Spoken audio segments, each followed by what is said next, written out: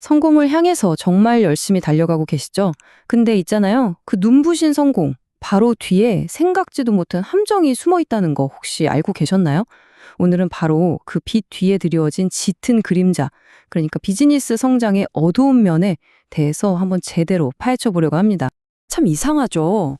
분명히 매출은 팍팍 오르고 있고 회사 규모도 커지고 있는데 왜 조직 내부는 점점 더 정신없어지고 혼란스러워지는 걸까요?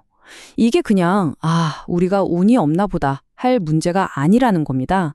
여기에는요, 아주 명확하고 예측 가능한 패턴이 숨어 있어요. 아마 딱 이런 느낌이 아닐까 싶어요. 성장을 위해서 엑셀을 정말 있는 힘껏 밟았는데 갑자기 차가 막 덜덜거리면서 바퀴가 빠질 것 같은 그런 통제 불능의 상황 말이에요. 수많은 리더들이 바로 이 지점에서 내가 뭘 잘못하고 있나? 하면서 깊은 좌절감에 빠지곤 하죠. 자, 그럼 도대체 이 문제의 핵심이 뭘까요? 한번 깊이 들어가 보죠. 성장의 과정에서 나타나는 이런 위기들 있잖아요. 이게 그냥 아무렇게나 막 터지는 게 아니에요. 오늘 우리가 살펴볼 자료에 따르면요. 이건 거의 모든 성장 기업이 반드시 마주치게 되는 예측 가능한 세 가지 위험이라고 합니다. 첫 번째 위험, 바로 조직 내부의 균열입니다. 한번 여러분의 팀원들을 떠올려 보세요. 혹시 너무 지쳐 보이지 않나요? 핵심은 바로 이겁니다. 직원들의 그 피로와 스트레스가요, 고객 불만이라는 전혀 다른 얼굴로 나타날 수 있다는 거예요. 직원들은 속으로 진짜 너무 힘들다, 더는 못하겠다 이런 신호를 계속 보내고 있는데 리더는 그걸 전혀 눈치채지 못하고 고객들이 왜 이렇게 불만이 많지? 하면서 엉뚱한 데서 해결책을 찾고 있는 거죠. 완전히 헛다리를 짚는 겁니다. 두 번째는요, 진짜 아이러니한 상황이에요. 매출은 막 하늘 높은 줄 모르고 치솟는데 정작 회사 통장 잔고는 바닥을 보이는 바로 현금 흐름의 위기입니다. 보통 리더들이 영업에만 너무 몰두하다 보면 이 비용 구조나 자금 운용 같은 중요한 걸 놓치기 쉽거든요. 결국 어떻게 되느냐?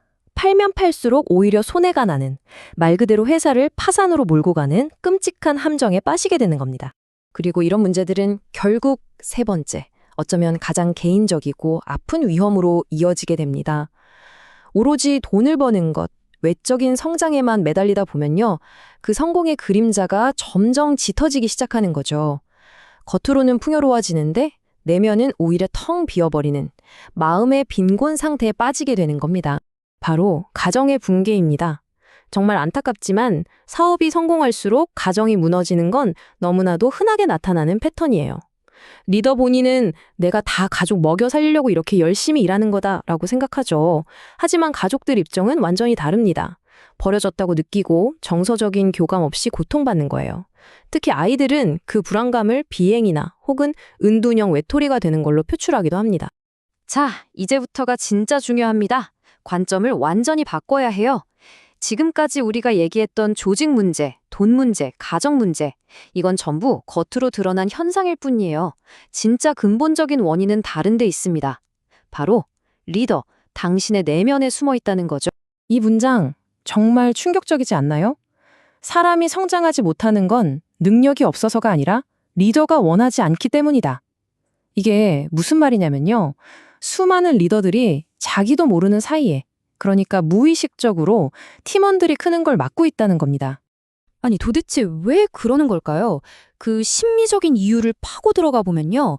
리더 마음속 깊은 곳에 자리 잡은 나는 가치 없는 사람이야 라는 생각, 바로 그 공허함 때문입니다.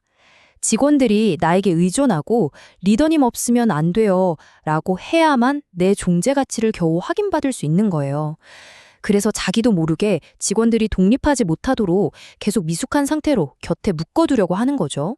이 숫자를 한번 보세요. 90%. 이게 뭘 의미하냐면요. 일본 기업의 무려 90%가 특정 매출의 벽, 이른바 10억엔의 벽을 넘지 못하고 주저앉는다는 겁니다. 그 여러 이유 중에서도 아주 핵심적인 원인이 바로 방금 말씀드린 리더의 이 심리적인 함정 때문이라는 거죠. 정말 놀랍지 않나요? 그렇다면 이 지긋지긋하게 반복되는 위기의 굴레에서 벗어날 방법은 없는 걸까요? 당연히 있습니다. 일본의 유명한 경영 컨설턴트인 간다 마사노리는 신화의 매니지먼트라는 아주 새로운 해법을 제시하는데요. 핵심은 이겁니다. 혼돈을 없애려고 발버둥 치는 게 아니라 오히려 그 혼돈과 함께 춤추는 법을 배우는 거죠. 자, 여기 보시면 딱 비교가 되죠. 우리가 흔히 아는 경영학은 앞면의 매니지먼트예요. 질서, 안정, 예측 가능성 이런 걸 추구하죠. 하지만 신화의 매니지먼트는 그 반대편, 뒷면의 매니지먼트를 다룹니다. 혼돈, 신화, 보이지 않는 패턴 이런 것들이요. 그러니까 문제를 억지로 없애려고 하는 게 아니라 이 혼돈 속에서 계속 반복되는 어떤 패턴, 말하자면 우리 회사만의 신화를 읽어내고 그 흐름을 타려는 시도라고 보시면 됩니다. 핵심은 정말 간단해요. 우리 회사에서 일어나는 온갖 문제들 있잖아요. 예를 들어, 왜 우리는 꼭 중요한 프로젝트만 시작하면 핵심 인재가 퇴사할까? 같은 거요. 이게 그냥 재수없는 우연이 아니라는 겁니다. 예측 가능한 신화적인 패턴을 따르고 있다는 걸 받아들이는 거죠. 그래서 중요한 건 이 문제를 어떻게 없애지가 아니라 또 그 패턴이 시작됐구나 라고 딱 알아차리고 그럼 이제 다음엔 뭘 준비해야 할지 생각하는 거예요. 대응 방식이 완전히 달라지는 거죠. 아니, 근데 그 신화적 패턴이라는 걸 도대체 어떻게 읽어내라는 걸까요? 좀 막연하게 들릴 수 있죠. 그래서 아주 실용적인 도구가 하나 나옵니다. 바로 봄, 여름, 가을, 겨울 이론이에요. 말 그대로 리더와 비즈니스의 라이프 사이클을 우리에게 아주 익숙한 사계절에 빗대서 이해하는 겁니다. 자, 여기서 제가 아주 재미있는 질문 하나 드려볼게요. 리더의 인생 사이클을 이 사계절에 비유했을 때 과연 회사의 주가는 어느 계절에 가장 높을까요?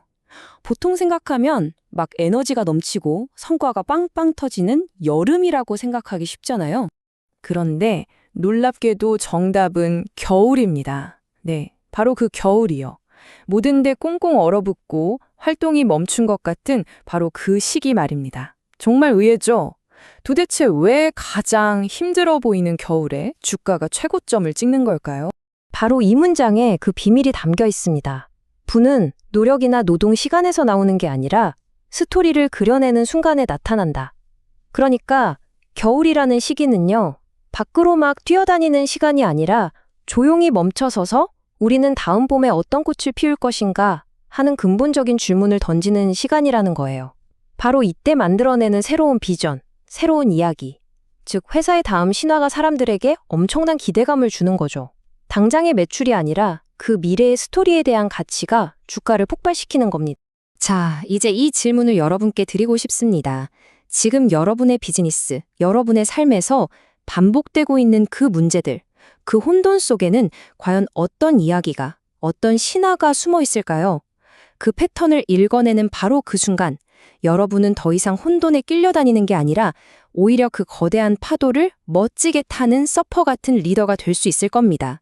자, 그 파도 위에서 여러분은 어떤 새로운 신화를 그려내시겠습니까?